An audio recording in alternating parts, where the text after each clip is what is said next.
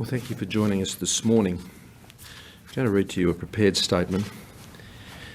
Protecting Australia's economy, national security and sovereignty is my government's top priority, keeping Australians safe. I'm here today to advise you that based on advice provided to me by our cyber experts, Australian organisations are currently being targeted by a sophisticated state-based cyber actor.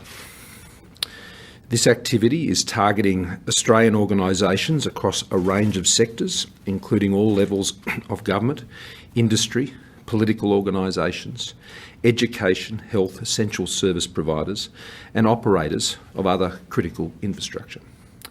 We know it is a sophisticated state-based cyber actor because of the scale and nature of the targeting and the tradecraft used. The Australian Government is aware of and alert to the threat of cyber attacks. Our government's expert agency on cyber matters is the Australian Cyber Security Centre. It has already published a range of technical advisory notices in recent times to alert potential targets and has been briefing states and territories on risks and mitigations. Regrettably, this activity is not new, but frequency has been increasing. The ACSC has also been actively working with targeted organisations to ensure that they have appropriate technical mitigations in place and their defences are appropriately raised. Thanks to the cooperation between the affected entities, the Australian Cyber Security Centre and a range of private cyber security providers, we have been working together to thwart this activity. The purpose of raising this matter here today is to simply raise awareness of these specific risks. They are not new risks, but they are specific risks and the targeted activities, and to advise you how Australians, and particularly these organisations, can take action to protect themselves. The government's 2016 cyber security strategy backed a $230 million investment over 4 years. This has strengthened Australia's cyber security foundations and stimulated private sector investment in cyber security and positioned Australia as a regional cyber security leader. The government will release a new cyber security strategy in the coming months, and that will include significant further investments. We have also invested a further $156 million to build cyber resilience and expand the cyber workforce as one of our election commitments, and we invested additional funding for a whole of government cyber uplift program. But in this environment, of course, and increasingly, there is always more to do, and we must continue to work together. Cyber security is a whole of community effort, government, industry and individuals. That is why we are raising this matter today, to raise awareness of this important issue and to encourage organisations, particularly those in the health, critical infrastructure and essential services, to take expert advice and to implement technical defences to thwart this malicious cyber activity. Australia has some of the best agencies in the world on these issues, and Australians, like I believe, have confidence in those organisations, and they are doing their job and they're doing it effectively. But that is not to diminish or discount the risks that we now face in this modern world. These risks are present, they will continue to be present. It is part of the world in which we live, and it is why these investments are necessary and the protections we put in place are necessary. The way we have to work together is necessary, and we will continue to do everything we can to keep Australians safe. I'll ask the Minister for Defence to make a further statement, and then we have time for a few questions. Well, thank you very much, Prime Minister. And there is no doubt that malicious cyber activity is increasing in frequency, scale, in sophistication, and also in its impact. This activity harms Australia's national security and also our economic interests. It's vital that all Australian organisations are alert to this threat and take steps to protect their own networks. All Australian organisations who might be concerned about their vulnerability to sophisticated cyber compromise can take these 3 simple steps to protect themselves. Firstly, patch your internet-facing devices promptly, ensuring that any web or email servers are fully updated with the latest software. Secondly, ensure you always use multi-factor authentication to secure your internet access infrastructure and also your cloud-based platforms. And thirdly, it's important to become an ACSC partner to ensure you get the latest cyber threat advice to protect your organisation online. Today, the Australian Cyber Security Centre and the Department of Home Affairs have published a very detailed technical advisory, which is available at cyber.gov.au. Now, this advisory provides all the necessary steps that Australian organisations must take to detect and also to mitigate this threat. I'd like to take this opportunity to thank sincerely the Australian Cyber Security Centre and the Department of Home Affairs for their work on this matter. They 24/7 protect the Australian government, Australian organisations and individuals. Finally, can I remind all Australians that cyber security is a shared responsibility of us all. For further advice on how to protect yourself from cyber threats, I urge all Australians today to visit cyber.gov.au for all of the information you need to keep your organisation and your family safe online. Thank you, Pian. Thank you, Linda. Just as also a matter of process, advised the Leader of the Opposition's office last night at about 7:30. Last night I was also able to get that same message to the Premiers and Chief Ministers, and a number of them have already been involved working with our agencies on these issues. And in addition to that, there'll be further technical briefings conducted with the states and territories today. To reinforce the point, we raised this issue today not to raise concerns in the public's mind, but to raise awareness in the public's mind. This is the world that we live in. These are the threats that we have to deal with. The fact that these threats present is not a surprise in this world in which we now live, and the actions that we are taking are the actions that we need to take, and we will continue to be as ever vigilant as we possibly can be. Mark. Right. So, Prime Minister, if Australians' personal details or their financial details been compromised in this? The advice I have is that the investigations conducted so far have not revealed any large-scale personal data breaches. Ian, has this been raised, or have you raised it with any other governments, leaders overseas? Is there anything that can be done with our allies to work against this attack and protect ourselves? We work closely with all, particularly our allies and partners, when it comes to managing the issues of cybersecurity threats. That is a constant topic, as you'd expect, particularly through Five Eyes Partners.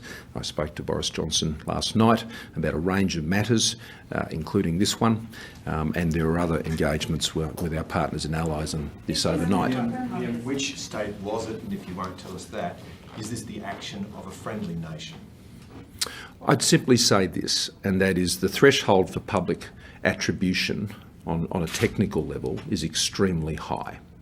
And so Australia doesn't engage lightly in public attributions, and when and if we choose to do so, was also always done in the context of what we believe to be in our strategic national interests. What I simply can confirm is there are not a large number of state-based actors that can engage in this type of activity, and it is clear, based on the advice that we have received, that this has been done by a state-based actor with very, very significant capabilities. And is the action of a friendly nation? No, I've made my statement on the issues you've raised. Just to understand scale, Prime Minister, there's quite a list of sectors and levels of government that you're talking about. Can you break that down into entities? Are we talking in the hundreds here, the thousands who have been targeted? Well, there are many that have been targeted, but in terms of their success, that is not as significant. And as I said, the investigations undertaken to date are, as I relayed to Mark in his question. So we will continue to work closely with the agencies. As I said, today is about raising the awareness. I mean, obviously, those who are engaged in this are not doing this to help us. That's certainly not their intention, and so you could describe it as malicious, and that is why our awareness levels need to be raised. And I really do want to thank particularly the private sector operators that we've been working closely with. The ASD has a very good relationship with organisations around the country, and the contact and the disclosure that takes place and the engagement of our agencies working closely with them has been excellent, and I want to thank them for their vigilance. But it is a reminder, again, that these things don't just occur in relation to state-based actors. We're aware of criminal-based cyber activity that is we're aware of has been affecting other corporates at the moment. You'll be aware that there are some other cases that are going on at the moment regarding Lion and a few others. They are not related to these events. They are other events. Catherine. Prime Minister, when did this attack start, and when was it brought to your attention?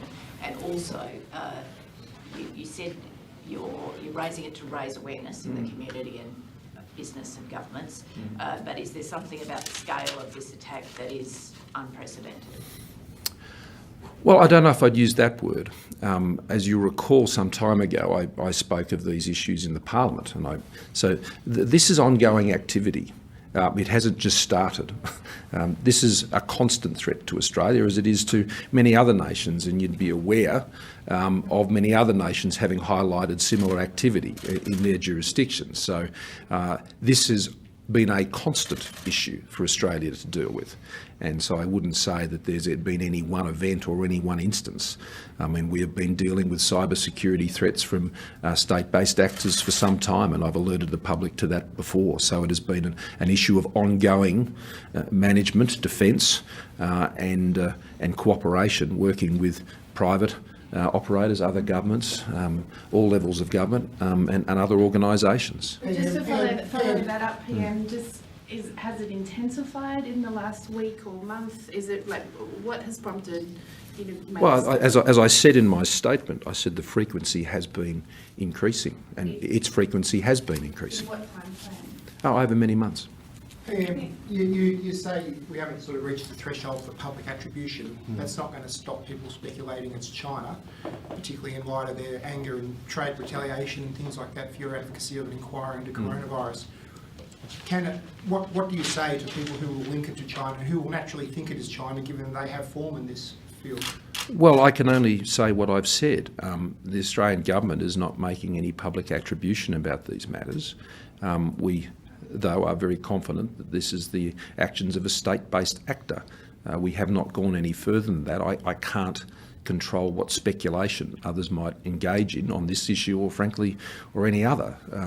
I've simply laid out the facts as we know them and as we've disclosed today.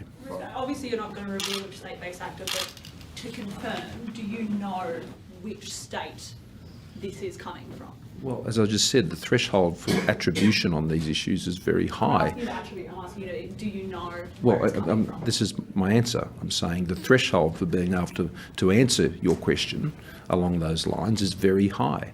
What I can confirm with confidence, based on the advice, the technical advice that we've received, is that this is the actions of a state-based actor with significant capabilities, and there aren't too many state-based actors who have those capabilities. Prime Minister, why do you think these institutions in these sectors that you've outlined have been targeted? Well, it's as I've indicated, it's quite broad-based, and we've seen similar activity across a broad base in many other jurisdictions around the world. And I think what that does is just highlights that this is part of the new world we live in. Regrettably, this is not peculiar. This is part of the many threats that Australia has to deal with, and I think that highlights, the government's early action under the former Prime Minister, and I remember being there with him on the day when the cyber security strategy was released. That was a forward-thinking plan with forward-thinking investments, and they are investments that I have continued on as Prime Minister at the time I was Treasurer. They were important investments for us to make, and I'm glad we made them, and we're continuing to make them, and as I flagged today, we'll be making more, because this is what keeping Australia safe looks like to make those investments. There, of course, can't be any guarantees in this area. It is an area of rapidly advancing technology, but that's why our technical experts have worked so closely with the sector to be able to give as the technical advice and the information that Linda has outlined to you today, and I'd encourage people to avail themselves of that. But for many of those who have already been working with us, they would already have that information. But is the Last motivation question. is the motivation of these attackers to obtain state secrets, commercial intellectual property, or is it the personal data of everyday Australians? What's Well, the motivation? it's very difficult to understand what one's motivation might be for that, and what is of interest to us is that it is occurring, and what we are focused on is the practices that they're employing, and we have some of, if not the best agencies in the world working on this. And that means that they are putting all of their efforts in thwarting these attempts. And I can confirm that they have thwarted many. But this is a very complex area, and it requires constant persistence and application, and that's what they're doing. So I raise this not to raise the concerns of Australians, but in many ways to reassure Australians that we understand what's going on here, and we're addressing it to the best of our capabilities, and we're in a position to do that better than most countries in the world. We know it's going on, we're on it, but it is a day-to-day task that we're applied to, and we will continue to do that to keep Australians safe. And if there are further updates for I or the Minister to provide, we will be doing that, and indeed any other agencies, and we'll keep working closely with them. But as you know, as a result of this, I've made some changes to my program this morning, which I'm now going to return to. I'll be standing up again later today in another context, but I appreciate you coming together this morning. Thank you very much.